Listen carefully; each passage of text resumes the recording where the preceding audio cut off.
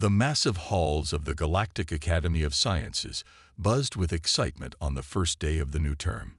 Hundreds of alien students from across the galaxy moved through the shimmering corridors, their forms varying from tall to short, scaled to feathered, and everything in between. But today was special. For the first time in the Academy's history, a human would join their ranks. James Walker stood at the entrance, his plain black uniform making him look oddly normal compared to the colorful beings around him. At 6 feet tall with brown hair and green eyes, he appeared unremarkable by human standards.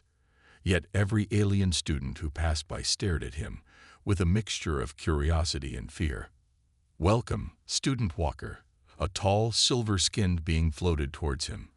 "I am Professor Axe, your main instructor. Please, follow me to your first class." James nodded, grabbed his bag, and followed the professor. His steps were steady and confident, despite the Academy's artificial gravity being set lower than Earth's. Other students whispered as he passed, some even backing away slightly. "Is that really a Deathworlder?" One crystal-like student whispered to another. "Look how dense his body is.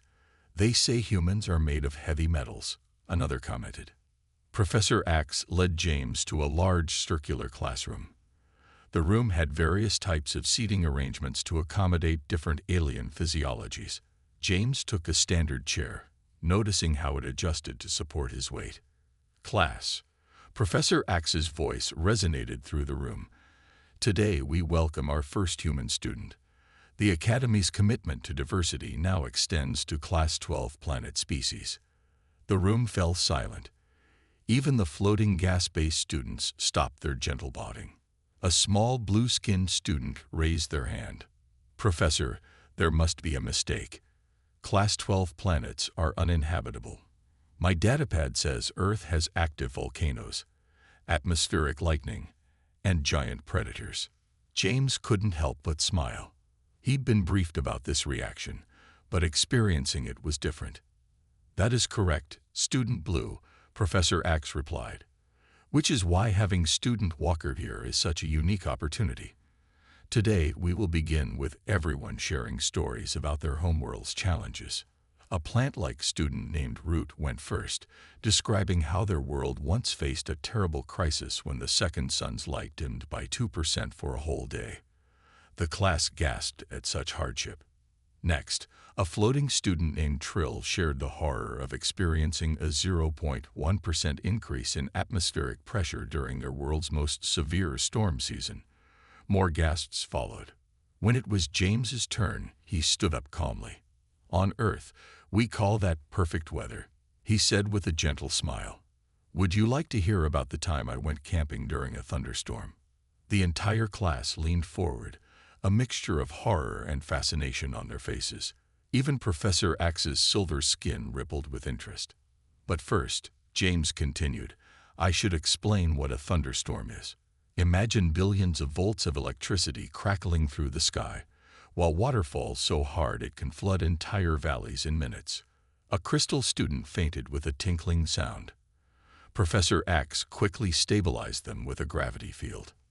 "Perhaps," the professor interrupted, "we should save Earth weather phenomena for next week's Advanced Survival Studies class." James sat back down, noticing that the students on either side of him had scooted their chairs slightly further away. All except Trill, the floating student, who had actually moved closer. "Fascinating," Trill whispered. "You must tell me more about these thunderstorms later." As the class continued, James realized that being Earth's first student at the Academy would be more interesting than he'd expected. He wasn't just a student here. He was an ambassador for his entire species, ready to show the galaxy that humans weren't just survivors of a death world. They were living proof that the harshest conditions could produce the most resilient life. The adventure was just beginning. The second day at the Galactic Academy started with Professor Axe's special lecture on planetary classifications. The classroom's holographic display showed various worlds floating in the air, each one more beautiful than the last. James sat in his usual spot, with Trill floating nearby. The other students still kept their distance, but their fear had started mixing with curiosity after yesterday's brief mention of thunderstorms. Today, Professor Axe announced, his silver skin gleaming under the classroom lights, we will learn about the different types of worlds that life can exist on. He waved his long fingers, and the holograms shifted to show a peaceful-looking planet. Let's start with Class 1, Garden Worlds. The blue-skinned student, Blue, raised their hand excitedly. That's my homeworld, Professor. Gentle breezes, perfect temperature all year round, and not a single predator in sight. Indeed, Professor Axe nodded. Most of our students come from Class 1 through Class 3 worlds.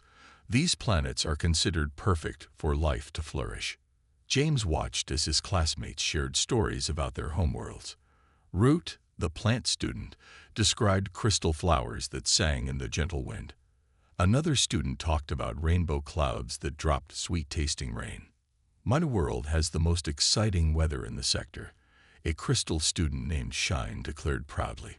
Sometimes, the temperature changes by 2 degrees in a single day. The class murmured in amazement. James tried hard not to smile. What about your world, Trill? Someone asked. The floating student bobbed gently. We live in the upper atmosphere of a gas giant. It's perfectly stable except for the annual Great Breeze Festival, where wind speeds reach almost 10 kilometers per hour. More gasps of amazement filled the room. James couldn't help but think about Earth's tornadoes that could reach over 300 kilometers per hour, but he kept quiet. Then Professor Axe changed the hologram. The peaceful worlds disappeared, replaced by increasingly harsh environments.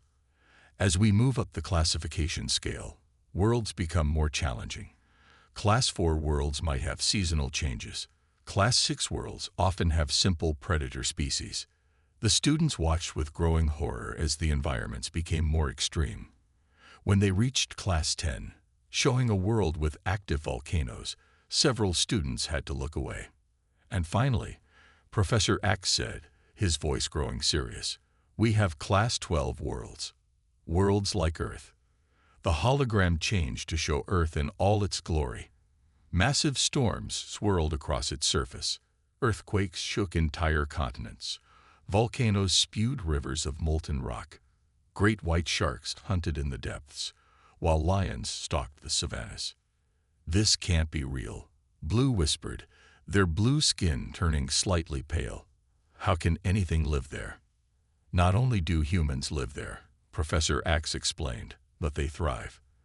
They've built cities larger than any in the galaxy, despite regular natural disasters.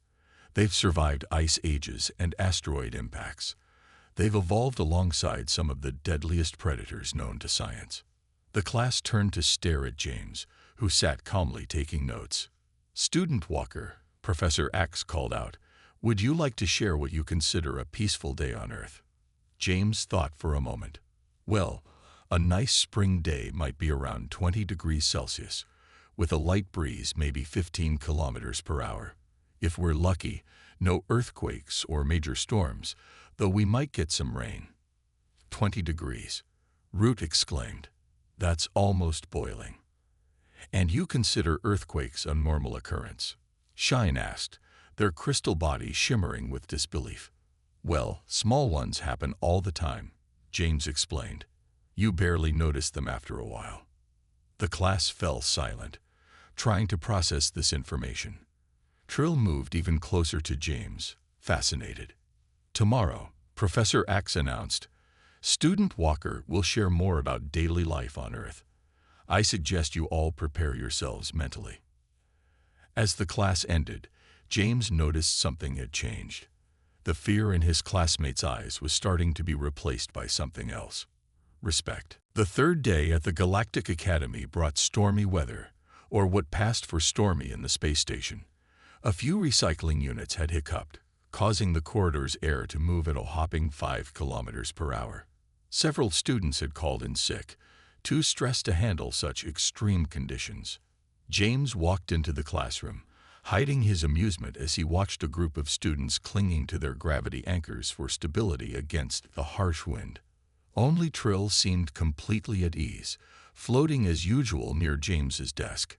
Today, Professor Axe announced, his silver skin rippling slightly in the air current.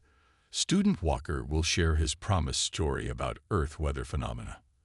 Remember your breathing exercises if you feel overwhelmed. James stood up and walked to the front of the class. He noticed that Blue and Root had brought comfort blankets, while Shine had activated their protective crystal coating. The story I want to share happened last summer, James began. On Earth, many humans enjoy something called camping, where we voluntarily leave our shelters to sleep outside in nature. You leave your shelters on purpose. Blue interrupted, their voice squeaking with disbelief. Yes, James smiled. My friend and I were camping in the mountains.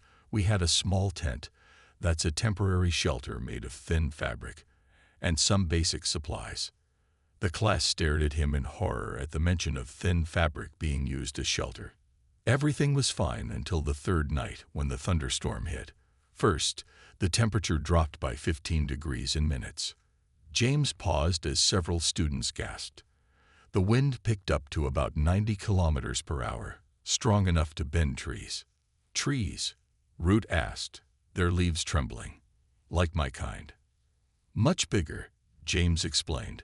Some Earth trees are hundreds of meters tall and weigh thousands of tons, but even they bend in strong storms.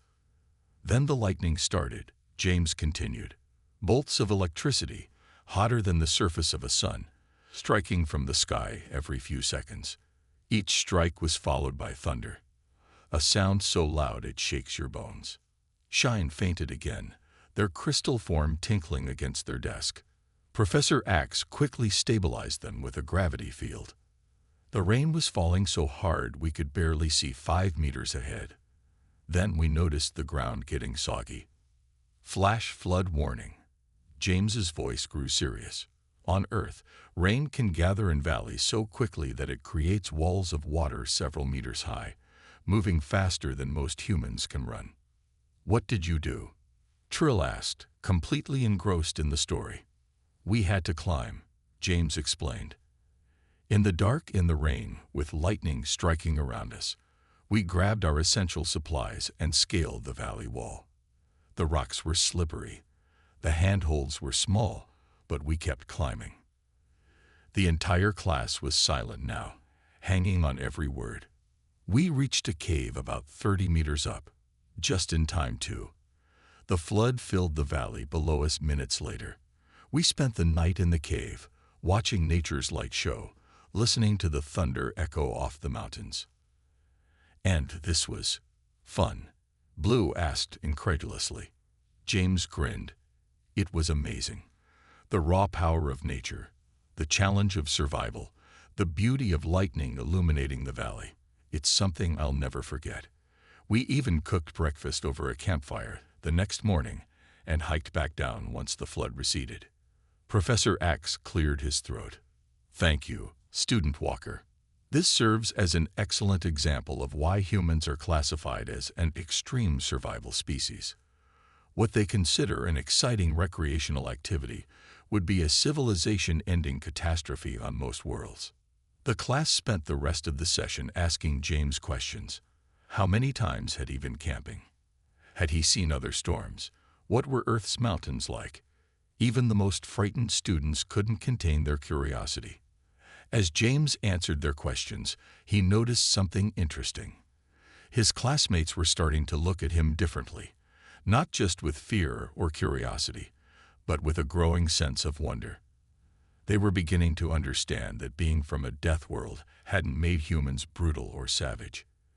It had made them adaptable, resilient, and perhaps most surprisingly, able to find beauty in nature's most extreme moments. The fourth day of classes brought something new.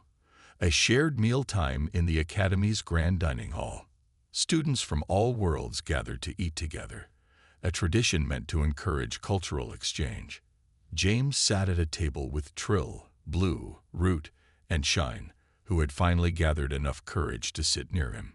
Your food looks different, Trill observed, floating above their nutrient mist dispenser. Is that another Earth survival thing? James looked down at his simple lunch, a sandwich, an apple, and water. This is actually pretty normal Earth food. Nothing special about it. But how do you eat solid food? Isn't it dangerous? Blue asked, sipping their liquid nutrients through a special membrane.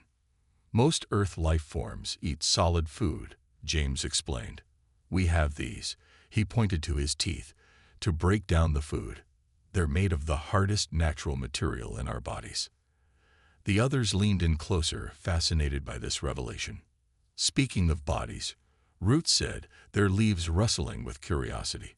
Why do you move so smoothly in the Academy's gravity? It's set to Class 3 standard. James took a bite of his sandwich before answering. That's because Earth's gravity is much stronger. This feels like I'm walking on the moon. That's Earth's satellite, where gravity is about 1/6 of what I'm used to. 1/6. Shine's crystal surface sparkled with shock. But that would mean Earth's gravity is about 3 times stronger than the Academy's current setting, James finished casually. That's why humans have dense muscles and strong bones. We evolved to handle the pressure. The table fell silent as they processed this information. A few students at nearby tables, who had been listening in, quickly adjusted their gravity anchors to compensate for sudden weakness in their support structures. Tell us more about your daily life, Trill encouraged, genuinely curious. What's a normal day like on Earth? Well, James thought for a moment. You wake up, check the weather forecast to see if there are any major storms coming. Major storms. How often do these happen? Blue interrupted. Depends on the season and where you live. Some places get daily thunderstorms. Others might have tornado seasons, hurricane seasons, or blizzards in winter when the temperature drops below freezing. Below freezing. Root's leaves shivered. You mean water turns solid? Regularly? Sure, we call it snow or ice. Kids love playing in it. James smiled at the memory.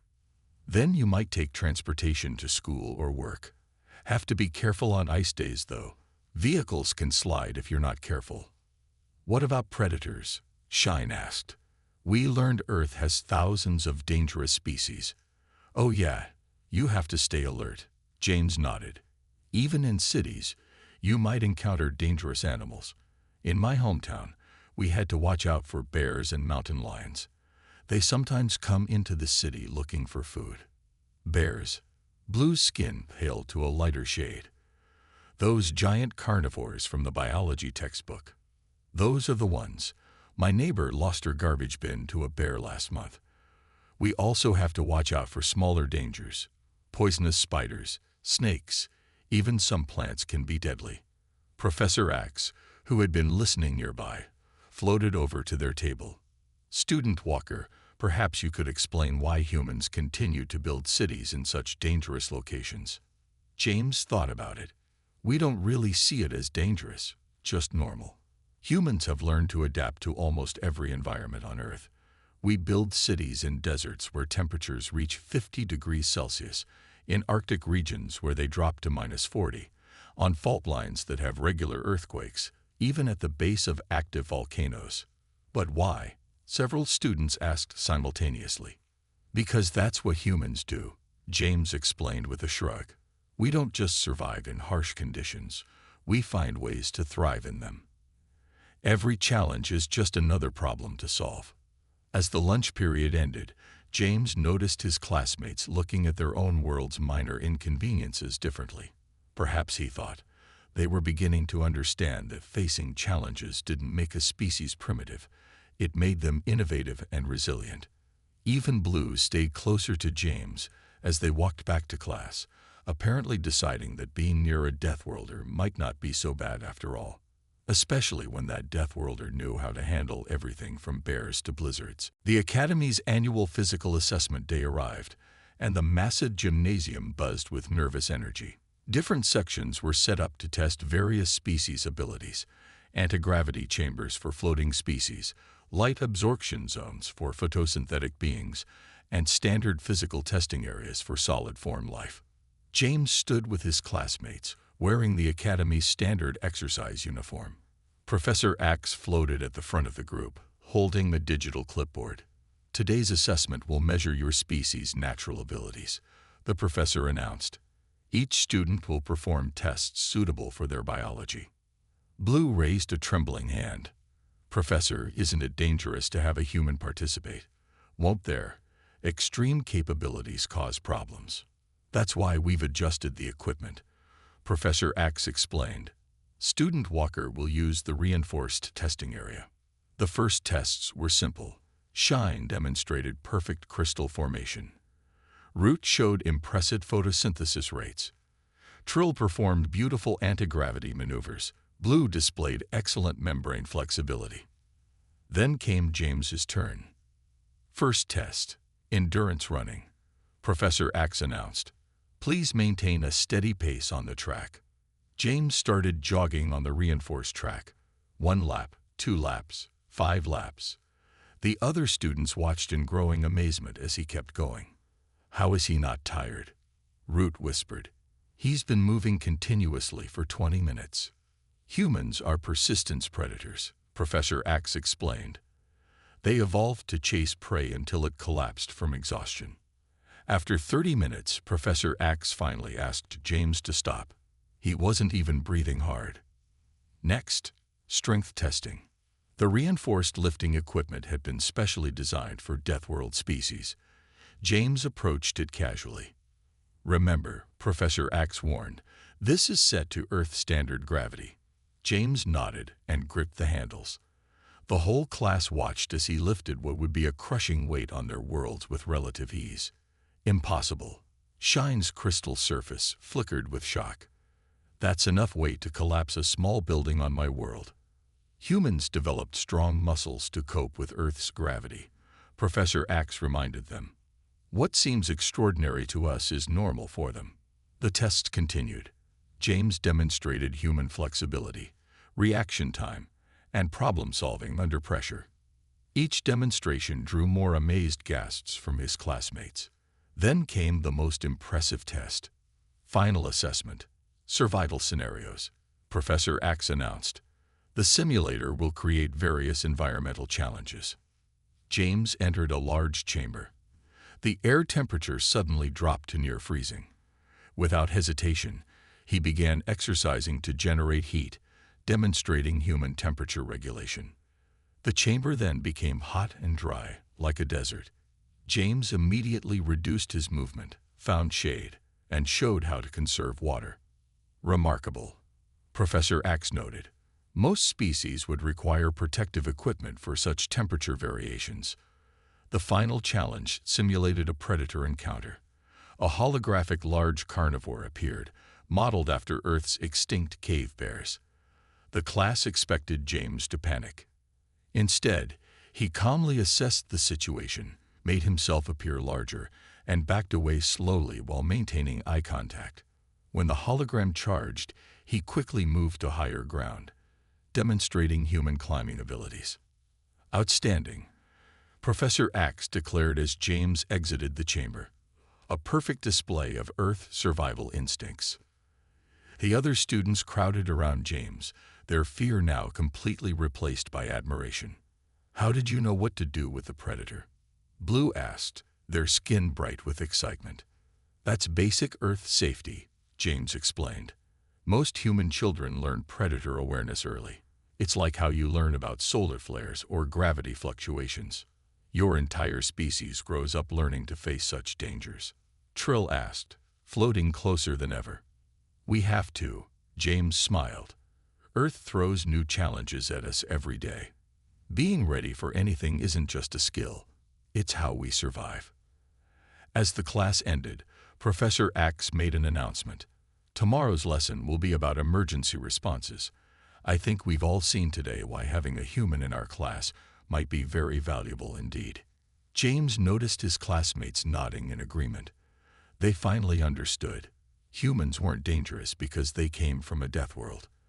They were valuable allies precisely because they had learned to thrive in conditions that would break most species. The Academy's warning sirens blared during the middle of afternoon classes, Red lights flashed through the corridors as the station's main power grid suddenly failed. The backup systems kicked in, but they only provided minimal power for life support. James sat up straight, instantly alert. Growing up on Earth had taught him to react quickly to emergency signals. Around him, his classmates were starting to panic. "Please remain calm," Professor Axe announced, his silver skin dulled in the emergency lighting. "The backup systems will maintain basic life support while repairs." A loud crack interrupted him as the environmental controls malfunctioned. The temperature began to drop rapidly. "The thermal regulators are failing," Blue gasped, their skin turning pale. "We can't survive extreme temperature changes." James quickly assessed the situation. The emergency lights cast eerie shadows as his classmates huddled together, their bodies already showing signs of stress from the cold. "Listen up," James said, his voice calm but firm. "On Earth, we deal with sudden weather changes all the time. I know how to handle this."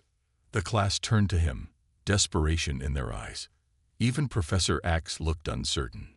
"Root, your species needs warmth the most, right?" James asked. When Root nodded, their leaves already wilting, he continued, "Gather near the center of the room. Blue, shine, everyone who can move. Form a circle around Root.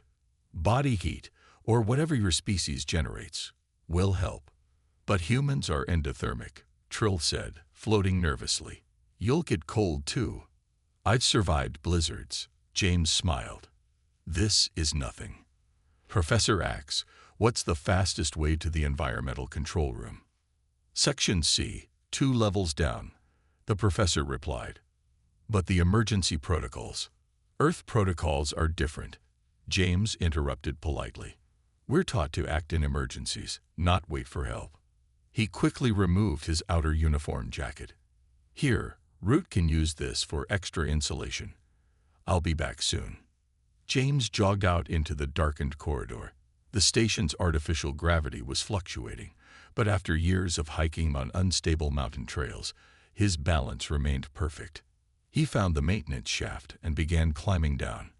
The metal was freezing against his hands, but Earth's harsh winters had taught him to ignore such discomfort. In the environmental control room, James found 2 maintenance workers struggling with the controls. Their tentacles weren't designed for emergency repairs in cold conditions. "Need help?" he asked, already moving toward the system panels. "A human," one worker exclaimed. "Yes, please. Our appendages are numbing. We can't grip the tools properly." James nodded and got to work. His fingers, evolved to handle both precision tasks and brutal survival situations, moved quickly over the controls. Earth's constantly changing weather had given humans an intuitive understanding of environmental systems. "There," he said after a few minutes. "The backup thermal regulators should engage now." Warm air began flowing through the vents. James helped the maintenance workers stabilize the other systems before heading back to his classroom. He found his classmates still huddled together, but safe. As the room's temperature returned to normal, they looked at him with new understanding. "You saved us," Root said softly, handing back his jacket. "Without your quick thinking." "That's what humans do," James shrugged, putting his jacket back on. "On Earth, helping others survive is as natural as breathing. When you live on a world that's constantly trying to kill you, you learn to protect not just yourself, but everyone around you." Professor Axe floated forward, his silver skin regaining its shine. "Class, this is why the Academy wanted a human student, not just for their physical capabilities, but for their crisis response instincts. What we consider an emergency, they see as a problem to be solved." "Is that why humans are becoming such important allies?" Blue asked, their color returning to normal. "Exactly," the professor nodded. "In a galaxy full of garden worlds, having friends who thrive in adversity is invaluable." James sat back down at his desk, hiding a smile as his classmates moved closer instead of away. They finally understood. Humans weren't just survivors of a deadly world. They were protectors, problem solvers, and above all, allies you could count on when things went wrong. The final day of the term arrived at the Galactic Academy. The grand lecture hall was packed with students and faculty, all eager to hear the end-of-term presentations. After yesterday's emergency, word had spread about the human student who helped save his class from an environmental system failure. James stood at the podium, looking out at the crowd. His classmates sat in the front row, Trill floating slightly higher than usual with excitement, Blue's skin glowing a bright, happy shade, Root's leaves spread wide with attention, and Shine's crystal surface sparkling with anticipation. Today, James began, I want to talk about why humans are the way we are. Not just our physical abilities, but why we think and act the way we do. The holographic display behind him showed Earth in all its beautiful and terrible glory. Storms, volcanoes, mountains, and oceans. Every species is shaped by their homeworld, James continued. You might think Earth's harsh conditions made humans tough and aggressive, but that's not the whole story. He clicked to the next image, ancient human cave paintings. From our earliest days, humans learned something important. We couldn't survive alone. Earth was too dangerous for a single human to face everything. So we learned to work together. The images change, showing human history through the ages. When massive predators threatened us, we didn't just develop weapons. We developed tactics and teamwork. When natural disasters struck, we didn't just build stronger shelters. We created communities to help each other rebuild. Professor Axe nodded approvingly as James continued. Earth taught us that no matter how strong you are, there's always something stronger. No matter how well you prepare, nature can surprise you. That's why humans don't just focus on physical strength. We focus on adaptation, innovation, and cooperation. James showed images of modern Earth, cities rebuilt after earthquakes, communities helping each other after storms, rescue workers saving people from disasters. Yes, humans can survive extreme conditions. Yes, we're physically stronger than many species because of Earth's gravity. But our real strength isn't in our muscles. It's in our ability to work together, to solve problems, and to help others survive. He looked at his classmates, smiling at how much had changed since his first day. The same instincts that help us survive on Earth make us good allies. We don't just want to survive, we want to help others thrive. That's why humans rush into burning buildings to save strangers, why we send aid to disaster zones, why we're always ready to help in a crisis. The final image showed the galaxy, with Earth as just one small point of light among billions. Earth may be a death world, but it taught us the most important lesson. The universe is tough, but we're tougher together. Every challenge is an opportunity to learn, to grow, and to help each other. As James finished speaking, the hall erupted in applause. Even species without hands found ways to show their appreciation. Professor Axe floated to the podium. Student Walker has demonstrated something remarkable this term. He showed us that what we call a death world created not just survivors, but protectors. Not just warriors, but problem solvers. Not just allies, but friends. Blue stood up first, their skin glowing with emotion. I used to be scared of humans. Now I understand. Earth's challenges didn't make you dangerous. They made you dependable. Indeed, Professor Axe agreed. The Academy's Human Exchange Program will expand next term. We've learned that having humans among us makes everyone safer. After the presentation, James's classmates gathered around him. Trill bobbed excitedly. Will you teach us more Earth survival skills next term? Of course, James grinned. Though maybe we'll start with something simple, like camping. The whole class laughed, remembering how terrifying that had seemed just a week ago. Now they understood. Humans weren't just Deathworlders to be feared. They were friends who had learned to face any challenge, solve any problem, and help others along the way. Earth hadn't just created survivors. It had created guardians of life, ready to help the galaxy face whatever challenges lay ahead.